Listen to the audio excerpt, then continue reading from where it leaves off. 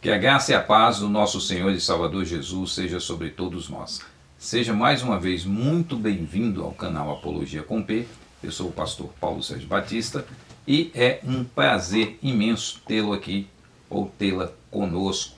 Desde já eu queria pedir para você que ao assistir esse vídeo você pudesse divulgá-lo, você pudesse enviá-lo para alguém aí do seu grupo de relacionamento, para as pessoas que você conhece.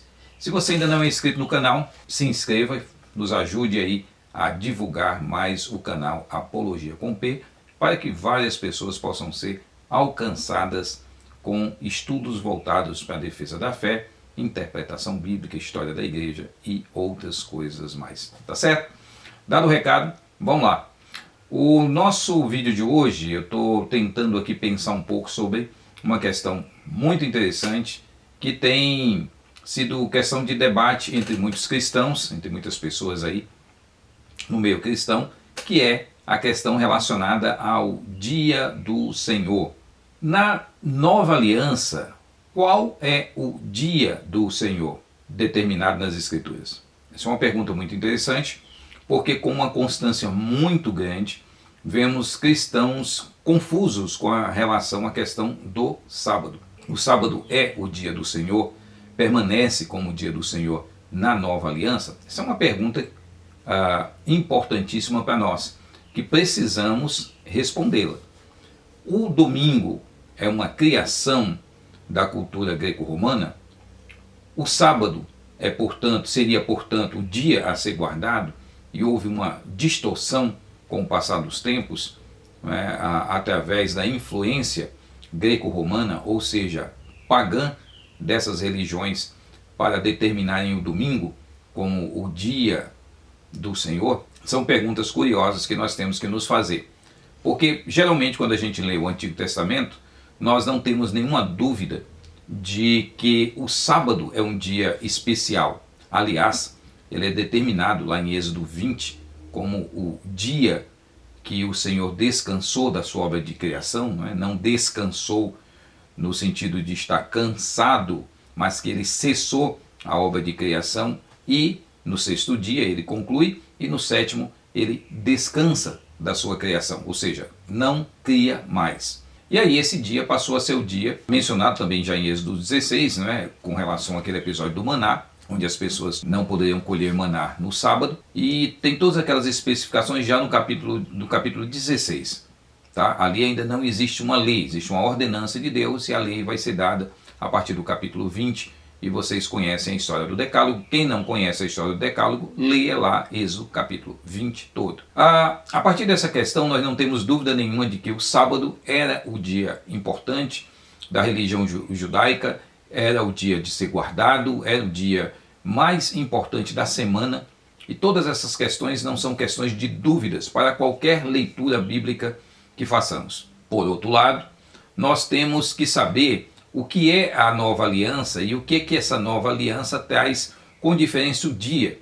Alguns vão dizer, não, a lei é permanente, então o dia continua. Mas são essas evidências do Novo Testamento? Então, primeiro nós temos que pensar algo bem interessante. A antiga aliança, ou aliança mosaica, ela começa no Sinai e vai até a morte de Cristo, ok? Isso é muito claro lá em Gálatas 4:4. Eu vou só ler esse texto de Gálatas 4:4 para a gente ter uma ideia do que está sendo falado aqui de uma forma bem clara. Vindo, porém, a plenitude do tempo, Deus enviou seu Filho, nascido de mulher, nascido sob ou debaixo da lei, para resgatar os que estavam sob a lei, a fim de que recebêssemos a adoção de filhos. O que é que esse texto lança luz sobre a nossa discussão no vídeo?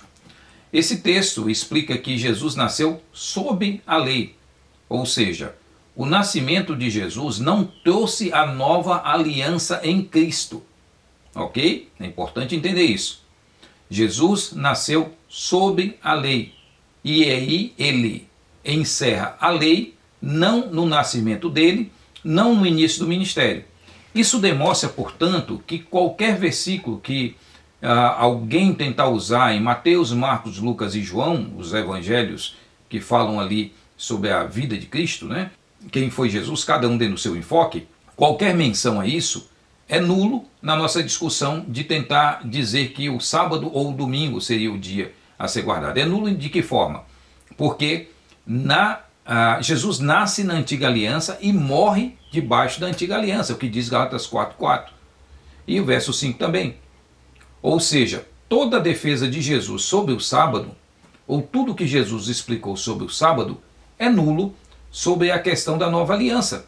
Porque Jesus não explicou nada sobre o sábado após a sua morte. E a partir da sua morte é que surge a nova aliança sancionada com o seu sacrifício. Eu espero que isso tenha ficado bem claro. E essa cronologia é interessante porque eu vejo muita gente tentar explicar a importância do sábado com base nos evangelhos, quando na verdade Jesus nasceu debaixo da lei, e se ele nasceu debaixo da lei, a guarda do sábado estaria em total vigência, indiscutível, de forma indiscutível. Mas nós estamos falando da nova aliança que inicia-se não no nascimento, não na vida de Jesus, mas a partir do seu sacrifício. Ok? Esse é um ponto importante.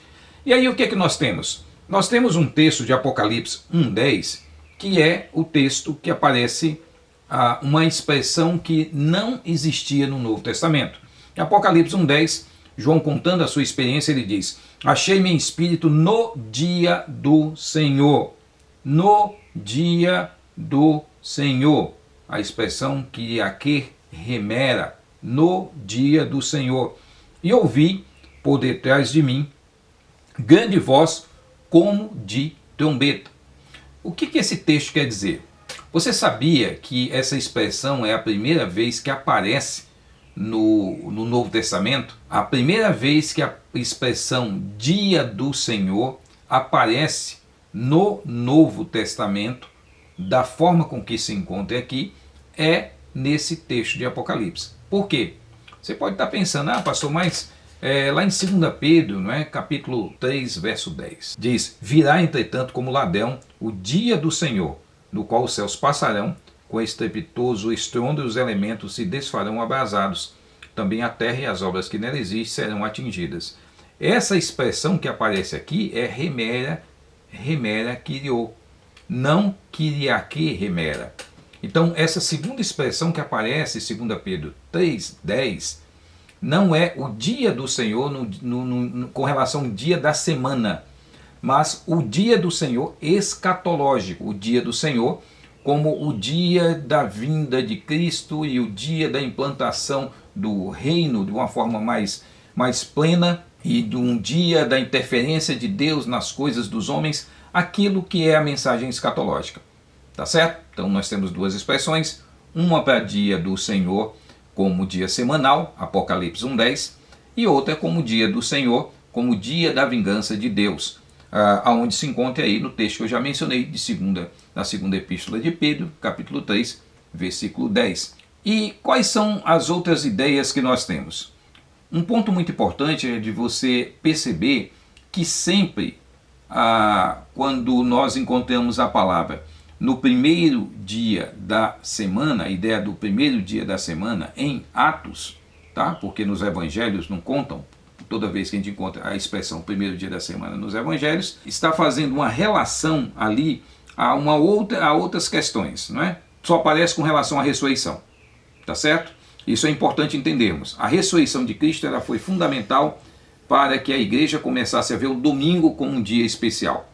E toda vez que você encontra a palavra no primeiro dia da semana, lembrar que não existia a palavra domingo. A palavra domingo ela vai surgir a partir de Apocalipse 1:10. Inclusive, uma vez eu tive a oportunidade de levar um grupo de brasileiros para a Grécia, e lá fomos a um parque. E nesse parque eu fiz questão de dar uma olhada, né, sobre os dias da semana de visitação, e lá a mesma expressão que João usa em Apocalipse 1:10 é a expressão usada até hoje em grego para se referir ao primeiro dia da semana, que nos evangelhos é chamado apenas de primeiro dia da semana. Ou seja, não tinha a palavra domingo. Lembrar que os judeus não criaram a palavra domingo. Não existe esta expressão domingo. Ok? Então esse é um ponto muito, muito, muito importante para a nossa reflexão, para a nossa percepção aqui acerca das coisas que estamos estudando. Então, o que é que nós temos? Todas as referências do primeiro dia da semana, que é o domingo, nos evangelhos, todas essas referências são referências à questão da ressurreição de Cristo. Atos capítulo 20, verso 7, traz uma ideia bem interessante. Atos 20, verso 7. Olha o que diz esse texto. No primeiro dia da semana, estando nós reunidos com o fim de partir o pão, Paulo, que devia seguir viagem no dia imediato, exortava-os e prolongou o discurso até meia-noite. Aquele episódio de Paulo em Troade, né, que ele depois vai ressuscitar o Eutico. No primeiro dia da semana, eles se reuniram para partir o pão, e depois do partir o pão, Paulo prega, e isso tem sido a forma de se pensar sobre a liturgia de culto do domingo, ok? Então, esse é um texto que aparece aqui de uma forma bem curiosa, inclusive se tornou a base de entendimento da igreja sobre o domingo. Vou fazer depois um vídeo sobre isso com mais detalhes. Outro texto que nós encontramos de 1 Coríntios 16, 2. Paulo vai dar a seguinte orientação. No primeiro dia da semana, cada um de vós ponha de parte em casa, conforme a sua prosperidade, e vá juntando, para que se não façam coletas quando eu for. Então nós temos duas questões interessantes nesses dois textos. A igreja se reunia no domingo, tá certo? A igreja se reunia no domingo, de acordo com Atos 20, verso 7, para partir o pão, celebrar a ceia. Nós temos também em Coríntios e celebrar a ceia e cultuar, porque depois Paulo prega e se estende a pregação dele até mais tarde, depois tem um ágape, ou seja, tudo isso era a descrição do culto que influenciou inclusive as missas que virão posteriormente. E 1 Coríntios 16, 2, Paulo deixa bem claro um aspecto curioso. Qual é? Que aquele dia também era o dia para que as coletas, ou seja, as ofertas fossem levantadas para que fossem usadas dentro do trabalho de auxílio cristão. Então nós temos aí elementos do culto cristão no domingo indicado nesses dois textos, quer fosse um texto histórico como Atos 20, quer fosse uma orientação de Paulo para uma das igrejas como 1 Coríntios, verso 16. Só para encerrar esse vídeo, eu queria mostrar um outro aspecto curioso, que se encontra na ideia de muitas pessoas que falam assim, olha, o cristianismo ele não criou a questão do domingo a partir da influência do imperador Constantino. Eu estou aqui com o livro Documentos da Igreja Cristã. Tá? Então ele é um compilado do Betterson, publicado aqui pela Haste. E na página 53 tem aqui o reconhecimento oficial do domingo por parte de Constantino o Grande. Essa tem sido uma afirmação muito permanente de muitos cristãos, dizendo, olha, Constantino foi quem criou a guarda do domingo. E aí eu quero mostrar algumas coisas, pelo menos esses documentos seriam bem interessantes. Um desses documentos aqui, reconhecimento oficial do domingo, Corpus Juris Civilis, 11.127, Constantino a Eupídio. Todos os juízes, cidadãos e artesãos descansarão no venerado dia do sol. Os camponeses poderão, porém, atender à agricultura, por ser este o dia apropriado para fazer a sementeira ou plantar vinhas, pois não se deve desperdiçar a oportunidade concedida pela divina providência, visto ser de curta duração a estação própria. 7 de março de 321. O texto não diz que não poderia se trabalhar no domingo. Existiam atividades que continuavam no domingo. Os cristãos também, nenhuma igreja evangélica, isso é importante se entender, guarda o domingo. As igrejas evangélicas criaram uma tradição desse dia como um dia especial de culto, simplesmente por causa de um fato que é um dos fatos mais extraordinários da história do cristianismo, a ressurreição de Jesus.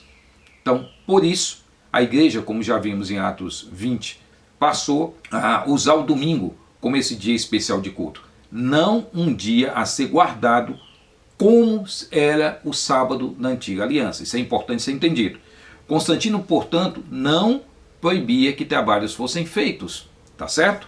E aí tem um outro documento dele que diz: o imperador Constantino a Eupídio. Assim como opinamos seu domingo, como seus veneráveis ritos, o dia menos indicado para os juramentos e contra-juramentos de litigantes e para disputas indecentes, também pensamos ser coisa muito decorosa e prazerosa atender nesse dia as petições de especial urgência.